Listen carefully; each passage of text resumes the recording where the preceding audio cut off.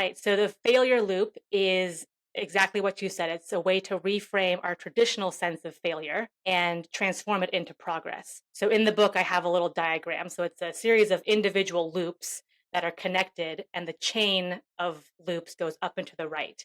And up and to the right is the direction of progress.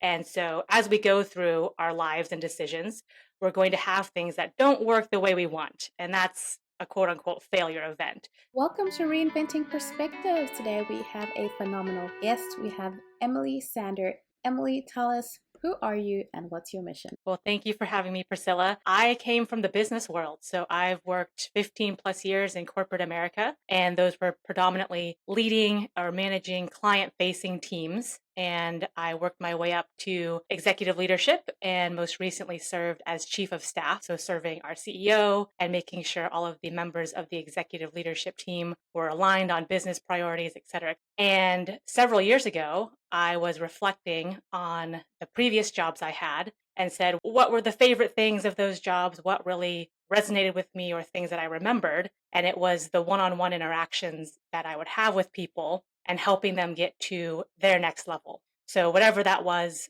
for them, if that was an actual promotion and career advancement, if it was helping them get to their next level of confidence or speaking up at a team meeting, that's what I found rewarding and fulfilling. And so once I found out that coaching was a thing, and oh my goodness, I was coaching before I knew what a coach was, then I decided to go get certified as a coach and started my own coaching practice. And that's what I do today. Coming from corporate to now as a coach, running yourself as a business, what have been your three biggest lessons? My three guiding principles, so to speak. The first one is integrity. So I've seen a lot of people do business in a lot of different ways. And some people cut corners and maybe do what's the minimum I can do to get away with this, or the minimum I can do to meet this requirement. And some people are very much, I want to be above board. I want to do what's right because it's right. And sometimes the former group, the one who cuts corners, might get ahead for a period of time. So it might look like, hey, they're not doing things with the best intentions and it's working for them. But what I found is the second group, the one that acts with integrity, will always catch up in the long run and will always make a bigger and better difference in the long run. And for me, I was raised with do things the right way, you treat people with respect, you conduct business in the proper way, and that's just in my DNA. So I feel better doing that. So that's number one, integrity. Number two is servant leadership, which I hope we get to talk more about. As leaders, we have great power, and with that comes great responsibility. And I think there's a really big difference between a leader who wakes up and says, what's in it for me today? And how can I make myself look good? And how can I get myself ahead? Versus a leader who wakes up and says, how can I serve my team today? How can I make their lives a little bit easier? And people can feel that difference. That's the second one. And the third one I would say is have fun. So we talk about serious things and maybe we're making serious decisions, but there is a time and place for adding some lightness and levity to the situation or having those fun moments with team members. And that's kind of the glue that holds the team together in a lot of scenarios. So those would be my three. The wall behind you, it says greatness, legacy, vision. What am I looking at? Yeah, so those are the elements of success, and they're in the format of the periodic table of elements. So I thought that was a cool way to do it. But yeah, greatness, hustle, legacy, vision, those type things are just a good reminder to all of us about the ingredients that go into success. Oh, I love it. This is going to be a great conversation. Now, you have a fantastic book that's out, Hacking Executive Leadership.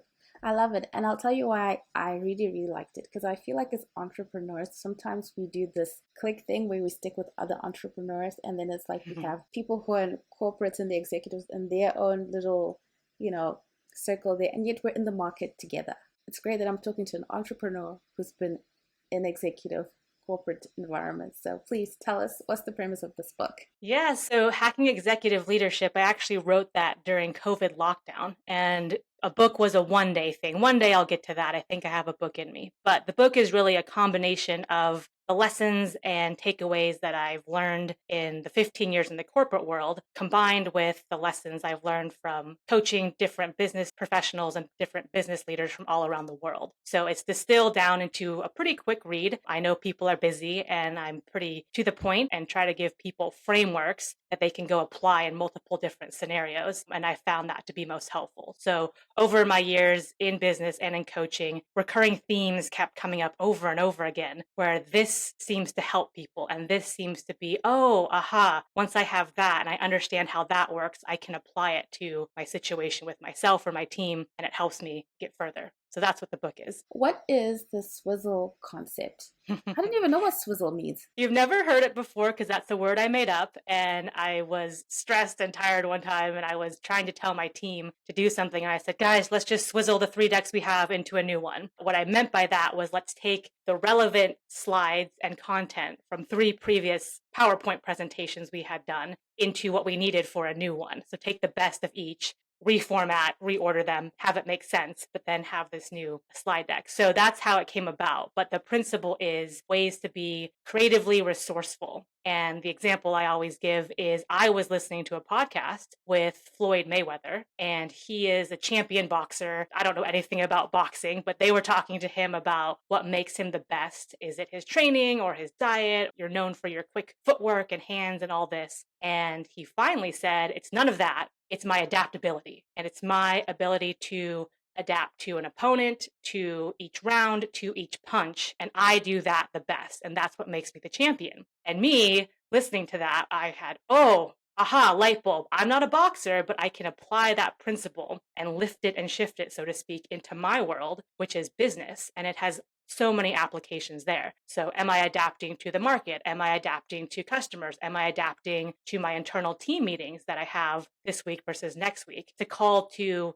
look in different areas of your life and say, is there something that I can pull from this area and apply it in that will make sense and help me get further, and just be open to all these different data points and all these different lessons I can learn from and pull in my spheres of influence and spheres of life. I like Floyd Mayweather too. So I don't know anything about boxing, but I do like to listen to just the mindset behind what people who've reached these high levels, how they think. For the person who says, oh, I like order and I like to have a routine and I don't like to have to switch that up. It puts me off my game when I have to switch things up. As a coach, what would you say to that person? If you knew me 10, 15 years ago, that was me. So I was very plan oriented. I like having a plan. I like knowing what's going to happen when and how things are going to work. Of course, anyone who's lived past 20, 25 years of age knows that life is full of change. So that quote, the only constant is change itself. And I work with people on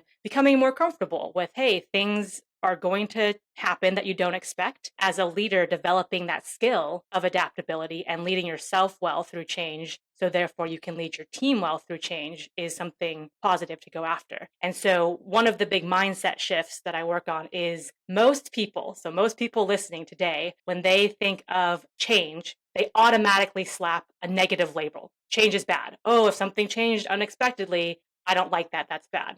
And we can go into the whole psychology of it, but human brains don't like change. We're just wired not to like that. So you need to catch yourself and be self-aware and say, oh, I'm having that reaction. Instead of saying, I'm going to slap a negative label on that, say, change is neutral. Change in and of itself is a neutral event. And so at least bring yourself to neutral and be open to the different possibilities. So whenever something shifts or moves around on you, there might be negative things that happen, but there also inevitably will be doors that open or opportunities that present themselves because of that. And you might not see that yet or might see that initially, but just being open to that possibility will help you look for them. And if you're actively looking for them, then you'll find them more easily. So that would be the first thing I would say. Change is neutral. I'm going to remember that one. What is the failure loop? I think this is so important for new entrepreneurs, where you're trying out new things, and a lot of things that you're going to try, they're not going to work. And you're going to feel like, oh my gosh, this is hitting up against failure time and time again. Right. So the failure loop is exactly what you said. It's a way to reframe our traditional sense of failure and transform it into progress. So in the book, I have a little diagram. So it's a series of individual loops that are connected, and the chain of loops goes up and to the right. And up and to the right is the direction of progress. And so as we go through our lives and decisions, we're going to have things that don't work the way we want. And that's a quote unquote failure event. So, oh, I made a presentation and it didn't go well. Or, oh, I made a decision and that didn't go the way I wanted. Now I'm embarrassed in front of family, friends, and colleagues. And that failure event is the part of an individual loop that goes back down into the left. So if you have a loop, there is a section that goes back down into the left, which is the opposite direction of progress. A lot of people stop there. A lot of people stop there and figuratively sit on the floor and declare themselves a failure. And instead, if you are in that moment and you know where you are in the process, and you take the lesson and learning out of that experience and you apply it going forward, you've just propelled yourself back up the chain of loops, and you've propelled yourself back in the direction of progress. And so for anyone, but especially entrepreneurs who are moving fast, who are having to make decisions with limited information, who are having to step out of their comfort zone and try new things, you're inevitably going to quote unquote fail. And you need to say, that's actually not failure. I'm going to take the lessons from that and apply it so I don't make the same mistake over and over and over again. I'm going to learn from it, but that's actually a mark of success. And that's something that I love working with clients on, is taking them from when I experience that or when I feel that moment, it's not a bad thing. It actually is a good thing. And it means, hey, I'm pushing myself and I'm on my growth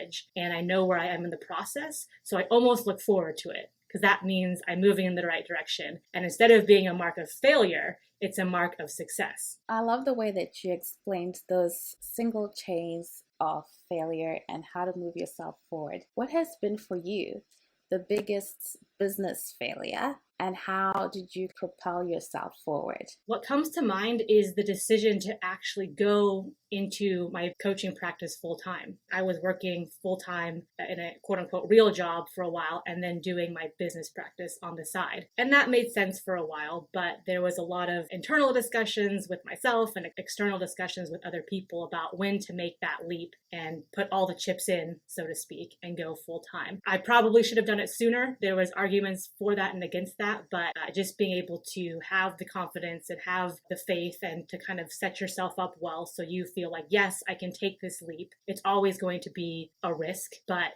such is life, and life is short.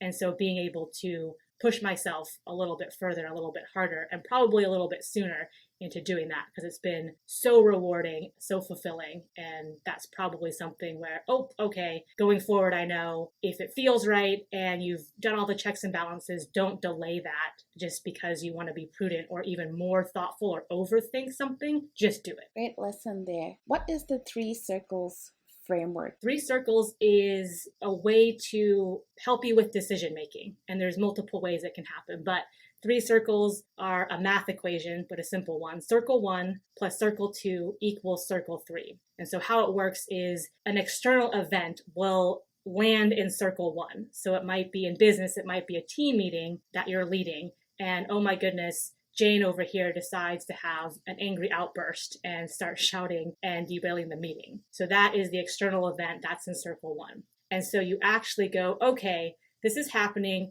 What do I want to have as my ideal outcome? And that's actually circle 3. So you skip circle 2 real quick and say, what do I want to have happen? And that's an important step, because often we skip that and we react in a knee-jerk way. And defining what you actually want to have happen in this scenario is important. And then once you define that, let's say it's, hey, I want to acknowledge what Jane is saying, but also calm people down and get this meeting back on track and focused on the original agenda. That's circle 3. Then you can reverse engineer or take a quick step back into circle 2. And that's where you come into play. That's where, what do I need to say or not say? What do I need to do or not do to give myself the highest likelihood to get to circle 3? And so it might be saying, hey, Jane, I hear that you're very upset and you're frustrated.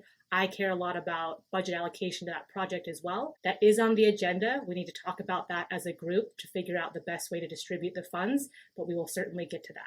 That's circle 1, circle 2, and circle 3. A lot of people have an emotional reaction to circle 2, or they say, well, hey, Emily, in that situation, I'd feel like yelling back at Jane. I'd feel like giving her a piece of my mind and saying, hey, we've talked about this 12 different frickin' times. You can't blow up in a meeting. But defining that ideal outcome, which is calming people down and being professional and getting people back on track, leads you to the actions you take in circle 2. That's a brief example, but there's multiple applications. You can also use 3 circles. If, for instance, you were going into a team meeting and you said, okay, let me be intentional about what I want to do with this team meeting, you could do a 3 circles exercise there. You could also do it with a long-term project. So, hey, I have a long-term goal. Maybe it's 12 months, maybe it's 18 months, and let me define my ideal end state in circle 3. And then I'll have to define my circle 2, which might be a whole bunch of milestones in between. So that's 3 circles in a nutshell. Oh, amazing. I think your book, Hacking Executive Leadership, just listening to those 3 things, I think it's definitely worth a read. That's pretty phenomenal. So for you, what would you say has been the skill that has had the biggest impact in terms of just return on how you run your business? I think it's around decision making, and it's finding the balance between how you make decisions. So what I mean by that is some people, if you think of a spectrum, some people are very emotional decision makers, knee-jerk reaction, and probably need to take a little bit more time. On the other end of the spectrum, it's I want to think about something, I want to think about it some more, I want to do a spreadsheet on the pros and cons, I want to color code the spreadsheet, and they probably need to move a little bit faster. And so me getting to know my decision-making style and what makes me comfortable, and then saying, okay, I'm self-aware enough to know that, but what does this situation call for? And it might call for something else. I've really focused on that and try to discipline myself to that because I'm towards the overthinking and I don't move quickly enough. So in business, there are times when you don't have time to think and you just have to make a decision and make a call. And certainly in my own practice, I'm my own boss, so I can take as long as I want, but that might not be the best answer to this situation. So it's Emily, try this thing, fail forward, fail fast. And then if it doesn't work, like we talked about before, use the failure loop to learn from it and move forward. Decision making is a key one, and knowing your default decision making approach and then also what the situation calls for is big. Yeah, that's a good one. I think I'm a lot like you. I tend to like to analyze and analyze some more and then be sure, how did you kind of move yourself across a little bit? And how would the person on the other end move themselves a little bit the other way? Yeah, as with anything, the first step is awareness. So if you're listening to this and you're like, I don't really know my decision-making style, take inventory of that and say, okay, let me think about the last couple decisions I make, or pretend you have a decision coming up and see how you respond to that. And then sometimes your default decision-making process could be the right one. So I'm not saying whatever you're doing is automatically wrong. Sometimes it's appropriate, but there's often times where you have to shift it around. So for me, I know that, hey, if I feel a little bit uncomfortable and I feel like I'm pushing things too quickly, that actually could be okay. That actually could be a good thing and the right thing to do, and be able to say, I feel a little bit uneasy about this, but it's moving in the right direction. If you're on the other side of the spectrum, it might say, hey, I almost always make a decision too quickly. I don't think it through, and then I regret it, or it's not the best decision I could make. And so let me, again, be aware of that as a first step. But 2, maybe put some checks and balances in, okay, when I have that feeling, I need to go walk around the block and think about the pros and cons. I need to go call a trusted advisor or a friend and have a brainstorm or sounding board session with them to get information I'm not thinking about. So awareness is the first step, and then being comfortable with being uncomfortable, and then putting some checks and balances that are appropriate for you into place. I remember I reached out to you because of your experience in customer-facing business. I wanted you to kind of speak to how entrepreneurs can improve their relationship with customers. Customer service, that's a large topic, but the few things I'd say on that, 1, answer their questions. So that's more so in the sales or prospecting stage. There's different schools of thought here, but to me, the company or person that can best answer someone's question is seen as the most helpful, and then is seen as the expert in that field. So, and that could not be the case. Someone might have more information than you or have more experience, but if on your website, or if when you're talking on podcasts or anything where you're interacting with a prospective customer, if you're giving information and giving value, that draws them in. So when I say different schools of thought, I've heard all across the board on how you should present your website. And some people are very let me hold information close to the chest and let me have them book a call with me, and then I'll tell them all the information they want. My train of thought is almost the opposite, which is give them the information that they are wanting right away, and you'll be perceived as more knowledgeable and more helpful and more valuable to them. There's this great book called They Ask, You Answer, and it talks all about this company that took that approach and did organic SEO in that way and just grew their company within their industry as the top company for that, just because they collected questions and they answered them for people, and so they could get them for free. There's some great tips on make sure your product team and your marketing team is plugged into your sales team and your customer facing folks, so account managers or customer service reps, because those are the people, those external facing people who are literally getting the questions from customers directly each and every day. So collect those and then get those out in your product marketing. That's one thing I would say. And two, there's the normal things of build a true relationship with your customers. Don't think of it as a transaction. Don't think of it as a transactional relationship. Think of it as I'm going to build this relationship over time. That can land in a bunch of different ways depending on your exact business and what products and service you have. But that general overall mindset, I think, goes a long way. And customers can feel that when leadership and therefore their company has a just get the money in, just get the top line revenue, transact these people and then be done with them, versus, hey, I want to build a relationship with our customer. And like any other relationship, that involves things like trust and communication and doing what's best for these people and being a good partner in business and all of those things. So I would take those elements to heart as well. How do you manage work stress and boost your performance at the same time? Because I think a lot of times work stress can actually take away from the performance. That is a great question. Yeah, a lot of people burn the candle at both ends. They say, I must work harder and more hours. And to me, taking care of yourself, that's physically and mentally, is imperative for a leader, because they are putting themselves in best position to lead, and then they are serving others better. So a lot of people have it in their mind, I have to work harder, I have to work longer, I have to work more and do more to help people around me. And it's almost the exact opposite. I have to take care of myself, which is not selfish. It's not selfish, because then when I take care of myself and get myself in good position to lead, I am making better decisions. I am having higher quality interactions with people. It just exudes out of you in all these different ways. Stress is part of the business. And so there's going to be times when you don't get as much sleep as you would have liked, or you just have a lot on your plate and you have to deal with that. Again, first step is awareness.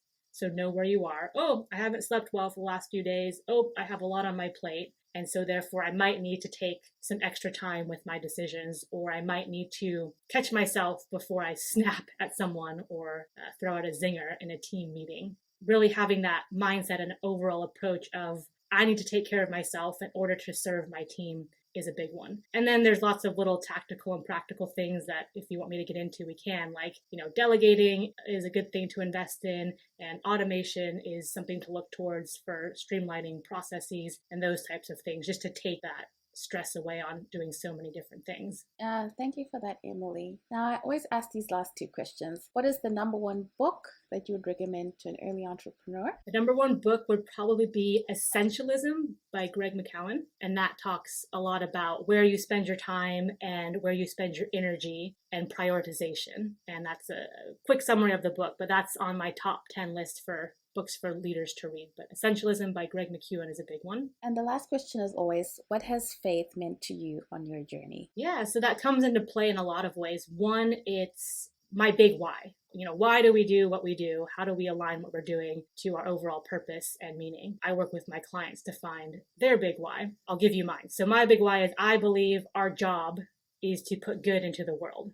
And that's a simple way to say it, but I believe our job is to put good into the world, and people can do that in a million different ways. I believe that everyone has their unique giftings and talents and areas of strength and what they're meant to be doing. If you can help people get to the top of their potential, the world would just be a better place. If you think about people operating in the vocation that they're meant to be in and they're fulfilling their potential, or even getting closer to that, if you think about all the people in the world doing that, the world is just going to be a very different place to live in and to be in. And so coaching is my very small way of doing that. So I think I can serve best in a coaching capacity. And I love, love, love helping other people and serving other people to find their area of strength and what they're aligned to and help them get a little bit closer to that in whatever part of their journey or their chapter that they're in. That's a big one. And then also, I think the theme of healing. In the modern world, we have doctors in modern medicine who are direct healers, right? They can heal people directly. But I think we can take that and swizzle that concept and say, I can be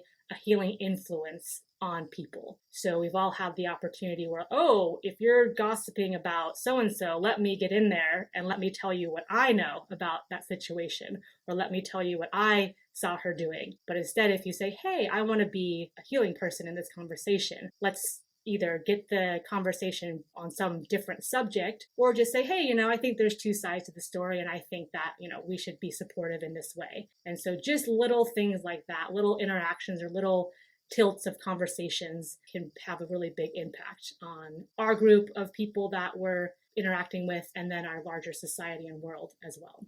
So those would be the two biggest things I think I take away. Oh, I love that. Now, to our audience, Emily, what can they look forward to? Yeah, so if you go to nextlevel.coach, nextlevel all one word .coach, you'll find free resources on that website. If you're interested in coaching or learning more about me, you can find out all about that and contact me directly. And then I have a blog that's set out weekly, and it has a lot of good information about some of the things that we talked about here. Well, thank you, Emily, for your time, and thank you really for your expertise. If you got any value out of today's episode, please do me two massive favors. One, please share it with someone that you know would benefit from this information. And secondly, please leave us a review in your podcast listening app. This will help us grow the show and get bigger and bigger guests that will benefit you even more. Thank you so much for that. And again, thank you for your time. I absolutely value your time. Thank you for spending time with us, listening to the Reinventing Perspectives podcast. Thank you, and see you again next week.